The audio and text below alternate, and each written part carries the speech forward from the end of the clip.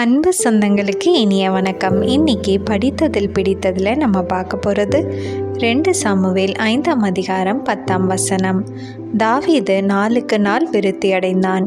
சேனைகளின் தேவனாகிய கர்த்தர் அவனோடே கூட இருந்தார்.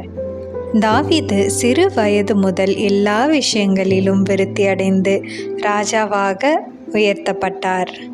ஏனென்றால் சேனைகளின் தேவனாகிய கர்த்தர் அவனோடே கூட இருந்தார்.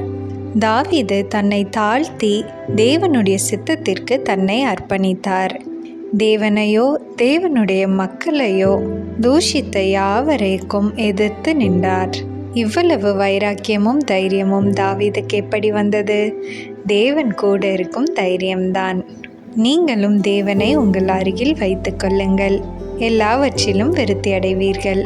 இந்த நாள் இனிய நாளாக அமைய கர்த்தர் உங்களை ஆசீர்வதிப்பாராக. ஆமேன்.